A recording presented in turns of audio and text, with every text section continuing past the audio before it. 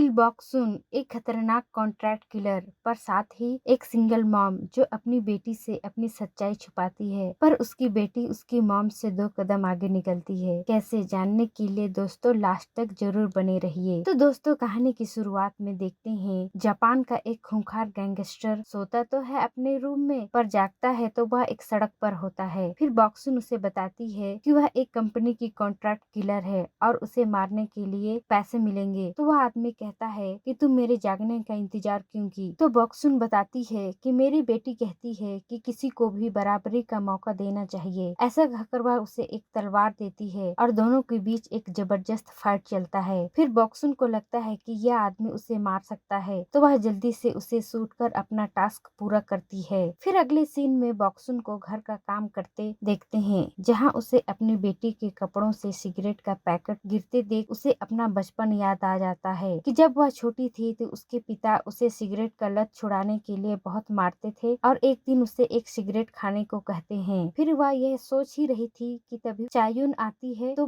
बॉक्सुन उसे सिगरेट छोड़ने की बात करती है। तो चायुन कहती है जब तुम सिगरेट पी सकती हो तो मुझे छोड़ने को क्यों कहती हो? तो इतना कहकर वह अपने रूम चली जाती है। तो बॉक्सुन गुस्से में उसके पीछे पीछे उसके रूम जाती है। तो फिर चायुन अपनी माँ से सॉरी कहती है। फिर अगले सीन में बॉक्सुन के बॉस मिस्टर क्यू और उनकी बहन मैडम मीन न्यूज देखते हैं, जिसमें उसी गैंगस्टर की मौत के बारे में बताया जा रहा होता है। तो बॉक्सुन के बॉस उसका बहुत तारीफ करते हैं, पर मैडम मीन बॉक्सुन को पसंद नहीं करती है। फिर आगे बॉक्सुन अपने दोस्तों से मिलने रेस्टोरेंट जाती है, तो उसके दोस्त भी उसका बहुत तारीफ करते हैं। दूसरे सीन में देखते हैं कि चायुन अपनी फ्रेंड के साथ होती है और ये दोनों एक दूसरे से बहुत प्यार करते हैं, यानी ये दोनों लेस्बियन हैं। ये दोनों सिगरेट फूंक रहे होते हैं कि तभी वहाँ 3 लड़के आते हैं और उनमें से एक लड़का चायुन को बदतमीजी करता है। तो चायुन उसे धमकाती हुई कहती है कि वह उसका हाथ काट देगी और इतना कहकर वह चली जाती है। तो उस लड़के के दोस्त उस लड़के पर हंसने लगते हैं, तो वह लड़का भैया चायुन पर बहुत गुस्सा होता है। अगले सीन में देखते हैं कि बॉक्सुन एमके कंपनी के ऑफिस जाती है, जहाँ उससे मैडम मीन मिलती है और इधर देखते हैं कि एक लड़की जिसका नाम यून है वह एक लड़के से फाइट कर रही है और वह फाइट करते करते उस लड़के को मैडम मीन के पास ले आती है। तो यहाँ पता चलता है कि मैडम मीन अपने कंपनी के लिए नए नए फाइटर तैयार कर रही है, जिनमें से यून भी एक अच्छी फाइटर है। फिर वहाँ सभी फाइटर बॉक्सुन का वेलकम करते हैं, क्योंकि बॉक्सुन इस कंपनी की सबसे पुरानी और सबसे बेस्ट फाइटर है। तो मैडम मीन कहती है कि बॉक्सुन इसकी उम्र में यून जितनी तेज नहीं थी। तो यह सुन बॉक्सुन को अच्छा नहीं लगता और वह जाने लगती है। तो मैडम मीन बॉक्सुन को यून से फाइट करने को कहती है, तो बॉक्सुन बड़े आराम से उसे हरा देती है। तो मैडम मीन को मन ही मन बहुत गुस्सा लगता है, पर वह नहीं दिखाती है। इसके बाद बॉक्सुन अपने बॉस मिस्टर क्यू के पास जाती है, तो मिस्टर क्यू उसे नया मिशन देते हैं। बॉक्सुन से कॉन्ट्रैक्ट को आगे बढ़ाने की बात करते हैं। तो बॉक्सुन कहती है कि उसकी बेटी बड़ी हो रही है और उसके काम का उस पर गलत असर ना हो, इसलिए वह आगे काम नहीं करना चाहती। तभी उसके पास उसकी बेटी के स्कूल से फोन आता है। फिर वह दौड़े दौड़े अपनी बेटी की स्कूल जाती है, तो उसे पता चलता है कि उसकी बेटी ने एक लड़के को कैंची मार दी है और वह बता भी नहीं रही है कि वह ऐसा क्यों की। तो प्रिंसिपल उसे 1 हफ्ते के लिए सस्पेंड कर देते हैं। तो बॉक्सुन चायुन को घर ले जाते वक्त पूछती है कि उसने ऐसा क्यों किया। तो चायुन कहती है कि मैं तो उसे मार देती, पर वो बच गया। यह सुन बॉक्सुन के होश उड़ जाते हैं। फिर वो अपने दोस्त ही सोंग के पास जाती है और अपनी बेटी के बदलते व्यवहार के लिए बहुत चिंता व्यक्त करती है।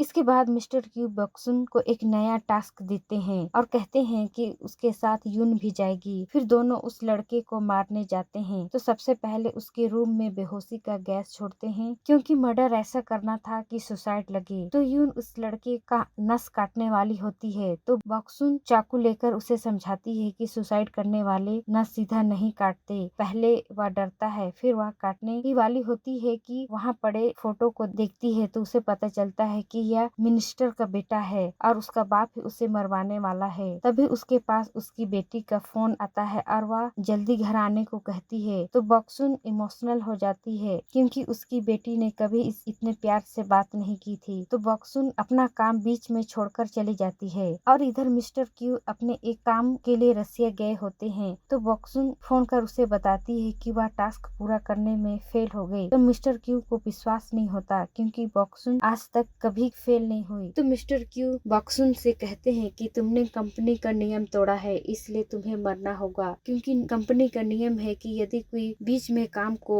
छोड़ता है तो उसकी सजा मौत है। तो मिस्टर क्यू कहता है कि अगर तुम कंपनी के लिए और आगे काम करोगी तो मैं तुम्हें सजा नहीं दूंगा। फिर वह वापस आ रहा होता है तो उसे वह पल याद आता है जब बॉक्सुन के पिता को मारने के लिए उसके घर गए होते हैं। तो जब वह उसके पिता को मार रहे होते हैं तो उसी वक्त बॉक्सुन स्कूल से आ जाती है। फिर वह उसके पिता को नहीं मार पाते, पर बॉक्सुन अपने पिता को खुद ही मार देती है क्योंकि उसके पिता उसे बहुत मारते थे। अगले सीन में उस लड़के के मर्डर का न्यूज चल रहा होता है तो चायुन अपनी माँ के पास जाती है और बताती है कि वो और उसकी फ्रेंड एक दूसरे से प्यार करती हैं और जब वे एक दूसरे को किस कर रही थी तब उस लड़के ने उनका फोटो खींच लिया था और उन्हें ब्लैकमेल कर रहा था, इसलिए मैंने उसे कैची मारी। यानी वह वही लड़का था जिसे बॉक्सुन मर्डर करने वाली थी पर नहीं कर पाई थी। तो बॉक्सुन कहती है कि तुमने मुझे पहले क्यों नहीं बताया। फिर दूसरे सीन में बॉक्सुन यून के साथ रेस्टोरेंट में होती है, तभी वहाँ दूसरे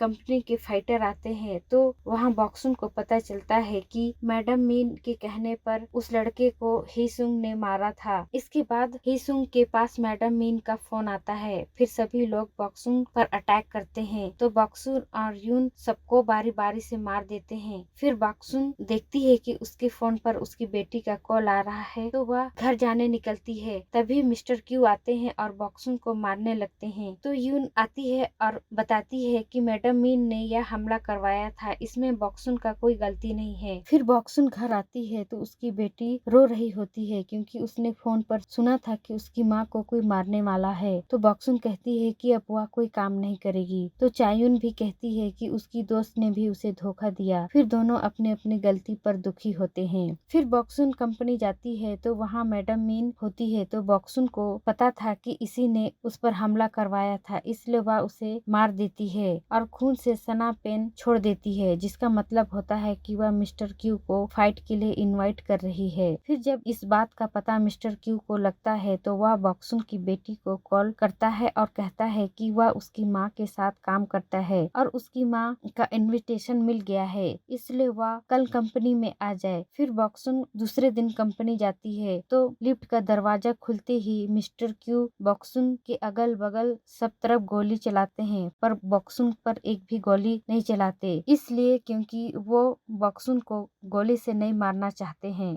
फिर दोनों बैठकर बातें करते हैं। तो बॉक्सुन जानती थी कि मिस्टर क्यू उसे नहीं मार सकते क्योंकि जब वह पहली बार यानी जब वह 17 साल की उम्र में उसके पिता का कत्ल की थी तो उस वक्त मिस्टर क्यू वहीं थे और वे बॉक्सुन को उसी वक्त से बहुत प्यार करते थे। फिर बॉक्सुन मिस्टर क्यू को मार देती है तो मिस्टर क्यू सीसीटीवी की ओर इशारा करते हैं तो पता चलता है कि यह सब उसकी बेटी देख रही है और बॉक्सुन यह जान बहुत दुखी होती है क्योंकि वह कभी नहीं चाहती थी कि उसकी बेटी उसके काम के बारे में जाने कि वह एक खतरनाक किलर है। फिर आगे देखते हैं कि चायुन अपने स्कूल जाती है और अपनी फ्रेंड के गले लग धीरे से कहती है कि मुझसे दूर गई तुम तो वह उसे मार देगी। यानी दोस्तों बॉक्सुन जो नहीं चाहती थी वही हुआ। चायुन अब उससे भी ज्यादा खतरनाक किलर बनने वाली थी और यही यह मूवी का एंड हो जाता है। तो फ्रेंड लाइक एंड सब्सक्राइब जरूर करें। तो फिर मिलते हैं अगले मूवी में।